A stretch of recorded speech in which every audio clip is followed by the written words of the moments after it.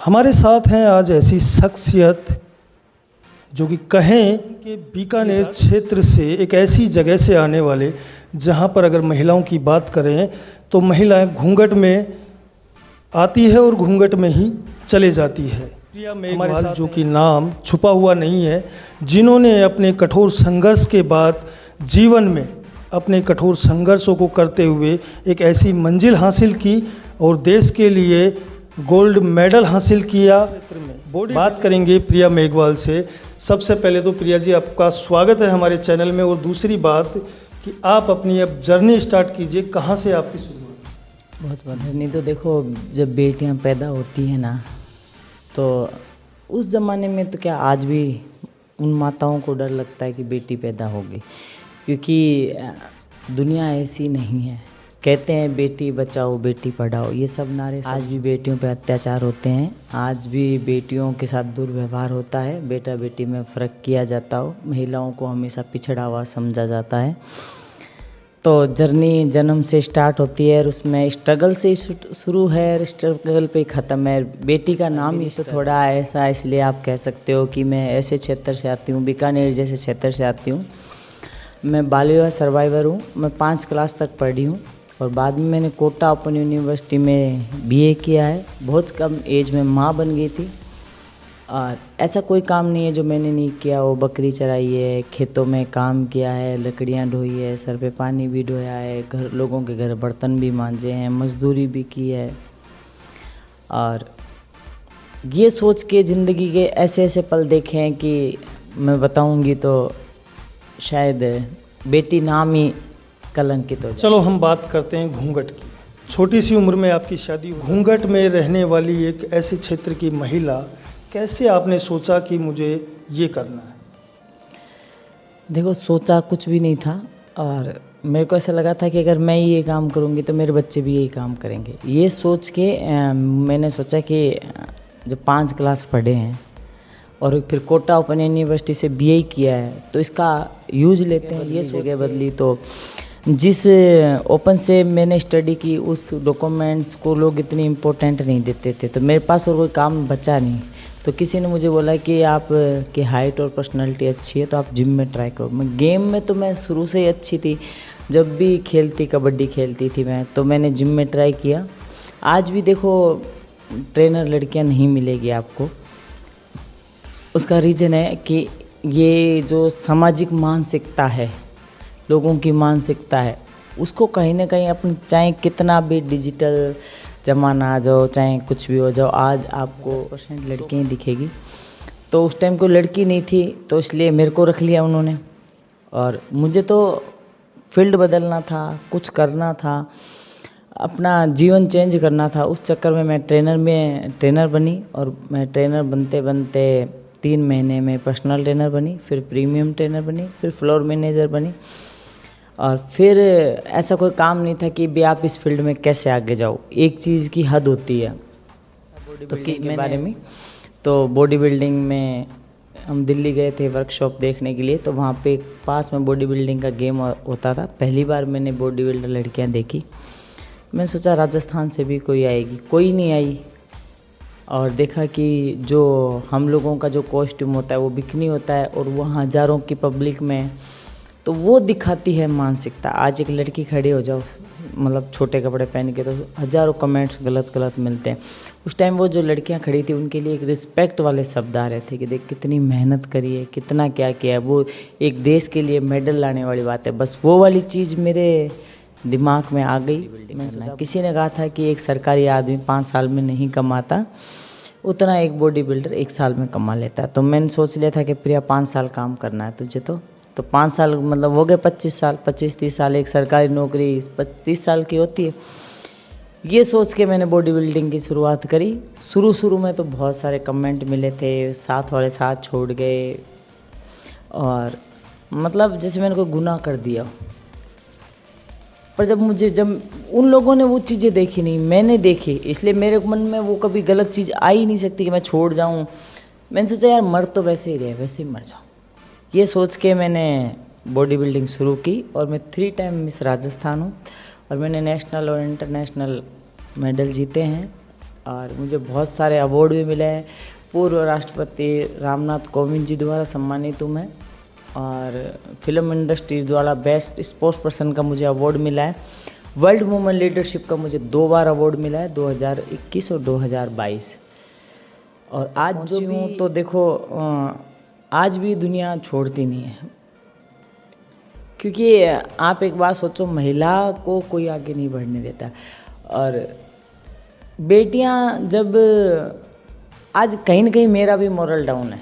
मैं आपको, आप आए हो, मैं आपको लिटरली बता रही हूँ कि मुझे भी ऐसा लगता है कि यार तूने इंटरनेट, राजस्थान की पहली महिला बॉडी बिल्डर बनी है, तो इतना मतलब एक राजस्थान को नाम रोशन किया है। एक ऐसे समाज से आती है, दलित समाज से आती है, और तूने विदेश में भी जाके गोल्ड मारा है, तो तुझे इससे भी क्या हासिल हुआ? क्यों? क्योंकि सरकार तो अनदेखा करती है, लोग भी उस चीज़ को अनदेखा करते हैं। लोग कहीं ना सच बताऊं, लोग कहते हैं जातिवाद ख़त्म हो गया, पर जातिवाद तो बहुत ज़्यादा है। उसका शिकार तो मैं हो चुकी हूँ और हो रही हूँ। कहीं न कहीं अच्छी बात बोली है कि एक दलित समाज के लिए, और वो भी महिला के लिए, तो बहुत कठिन बात हो जाती है, मगर आपने कहीं न कहीं देश में जो नाम रोशन किया है वो बहुत बड़ी उपलब्धि है। दूसरी बात, घूंघट से बिकनी तक का जो सफ़र था, उसमें किस तरीके की पीड़ाओं का आपको सामना करना पड़ा? क्योंकि आपके पति भी थे, परिवार भी था और समाज भी था, तो कैसे आपने उनको मैनेज किया? देखो, आप एक बात को समझने की कोशिश करो। देखो, जब आदमी निकलता है ना तो अकेला निकलता है, और जब मैं इस रास्ते पे चली थी ना तो अकेले चली थी। आज सफलता मिलने के बाद बहन है, कोई कहती है वो मेरी बुआ है, मेरी मौसी है, मेरा हमारे वो है, हमारे वो है, हमारे वो है। उस टाइम कोई साथ में नहीं था। जिस टाइम मेरे पीपे में आटा नहीं था ना, उस टाइम कोई नहीं था। तो वो चीज़ मैं भूल नहीं सकती। सबसे बड़ी बात है कि मैं ऐसे क्षेत्र से आके वो बॉडी बिल्डिंग की लाइन वहाँ तक कैसे पहुँची हूँ, और मैं विदेश महिला होकर कैसे पहुँची, वो कोई नहीं समझता। आज मैं अदर समाज से होती ना तो आज मैं कहाँ होती। क्या आपने जब देश के लिए नाम रोशन किया, गोल्ड मेडल लेके आए, तो सरकार, जो राजस्थान की सरकार है, उन्होंने आपको कुछ भी इस तरीके का कोई तवज्जो, कहते हैं हरियाणा जैसे क्षेत्र में अगर होते हैं तो वहाँ के खिलाड़ियों को बहुत बड़े बड़े पैकेज दिए जाते हैं, उनको आगे के लिए बढ़ावा देने के लिए सरकार करोड़ों की वो कर देती है। यहाँ की सरकार ने कुछ किया नहीं आपके लिए? नहीं, मेरे को सरकार ने 1 रुपया भी नहीं दिया। रुपया छोड़ो, एक वो सरकारी अवार्ड आता है ना, वो तक नहीं दिया। मैंने कौन सा गुनाह कर दिया बताओ? मैंने ऐसा क्या कर दिया जिसकी वजह से सरकार ने अनदेखा? राजस्थान की पहली महिला बॉडी बिल्डर बनना मामूली बात लगती है आपको? ऐसे राजस्थान में पुरुष प्रधान देश है, महिलाएं घूंघट में रहती है, बाहर नहीं जा। उस राजस्थान की बेटी वहाँ पहुँच गई, ये आपको मामूली बात लगती है? एक तरफ से महिला ने एक प्रकृति को चैलेंज किया, एक ईश्वर को चैलेंज करके कहा कि हे ईश्वर, तूने तो मुझे महिला बनाया, पर मैंने अपने आप को पुरुष में कन्वर्ट करके अपने आप को उस मर्दों के बराबर पाया है। क्या प्रिया मेघवाल आगे भविष्य में राजनीति क्षेत्र में दखल देना चाहिए? दखल तो मैं देना चाहूँ, पर आपको लगता है मुझे कोई देने देगा? यहाँ तक पहुँची हूँ ना, मैं अकेली पहुँची हूँ। अगर बात करें तो आपने संघर्ष जो किया है वो अकेले किया है, और संघर्ष में अकेले ही आपने मेडल हासिल किया, देश का नाम रोशन किया, तो क्यों नहीं प्रिया मेघवाल इस राजनीति क्षेत्र में आकर, क्यों नहीं समाज के लिए ऐसी जो कुरीतियों से घिरे हुए हैं उनके लिए आगे काम कर सकते?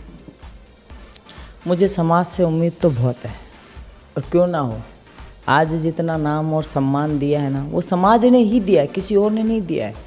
समाज ने हजारों रैलियाँ निकाली है, समाज ने हर जगह बुलाया है, तो समाज से उम्मीद है। समाज अगर मुझे नेता के रूप में तो निष्पक्ष मेरी जान भी चली जाए मेरे समाज को बचाने के लिए, मैं पीछे नहीं हटूंगी। क्योंकि प्रिया मर चुकी है, अब जो अपनी उसकी आत्मा मर चुकी है, अब जो उसका शरीर है वो सिर्फ सेवा के लिए है। और जब सेवा का भाव आता है तो वहाँ स्वार्थ नहीं देखा जाता।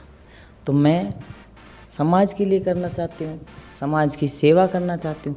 समाज एक बार चुने तो सही मेरे को, कि एक लड़की वहाँ तक पहुँची है और आज वो नेताओं के बराबर खड़ी होती है या बैठती है या उठती है, या उसके बोलने का तरीका है या बात करने का तरीका है या उसमें आगे बढ़ने का जज्बा है।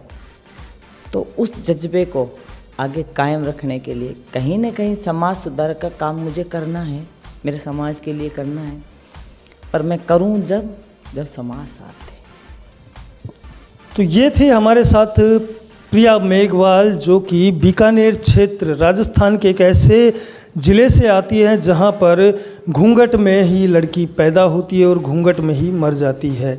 कहा जाता है कि सबसे बड़ी बात दलित समाज और दलित समाज को जो तवज्जो नहीं दिया जाता, और इनके मुँह ज़बानी हमने पूछा कि आज भी जिस तरीके से इन्होंने अपने संघर्ष किया, जीवन कर बिकनी तक पहुँची और बिकनी से देश के लिए मेडल हासिल करना बहुत बड़ी बात है, क्योंकि महिला राजस्थान की सबसे पहली महिला जिन्होंने बॉडी बिल्डिंग के क्षेत्र में राजस्थान के लिए ही नहीं पूरे देश के लिए एक गोल्ड मेडल हासिल किया। मगर क्या हासिल हुआ?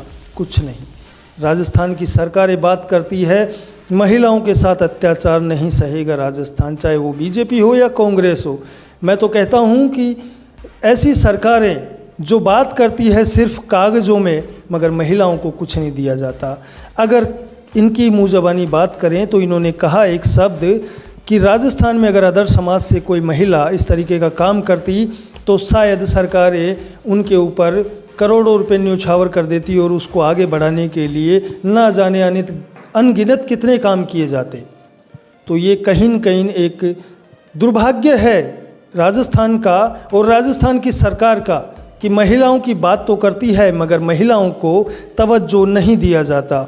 ये है प्रिया मेघवाल, जिन्होंने अपने जीवन के उस संघर्ष में जो कि और ड्राइवर की बेटी होने के नाते उन्होंने कभी ये नहीं सोचा कि मैं कैसे आगे बढ़ूंगी कैसे नहीं, मगर एक जुनून था जिसने उन्हें कहां से कहां ले गई और आज पूरे राजस्थान में पूरे देश में नाम रोशन किया। गोल्ड मेडल लेके आई, राष्ट्रपति द्वारा सम्मानित की गई। मगर राजस्थान की सरकार की बात करें तो राजस्थान की सरकार ने एक धेले का, इनका सम्मान तो दूर की बात है, मगर 1 रुपये का कोई हेल्प या मदद जिस तरीके से कहते हैं आगे बढ़ने के लिए नहीं की। तो ये कहीं न कहीं जो दलितों के लिए बात की जाती है ये सरासर झूठी बातें होती है, अफवाह होती है। मगर मैं समाज से, दलित समाज से भी अपील करना चाहूँगा कि अपनी बहन बेटी जिस तरीके से देश में नाम रोशन कर रही है उसको तवज्जो दिया जाए और ऐसी महिला को आगे बढ़ाने के लिए प्रेरित किया जाए कि राजनीति क्षेत्र में आकर वो दलित समाज के लिए कुछ कर सके। लगातार मैं आपको द पिंक सिटी न्यूज़ के देश विदेश की खबरें देखते रहें। सुभाष बैरवा के साथ, जयपुर।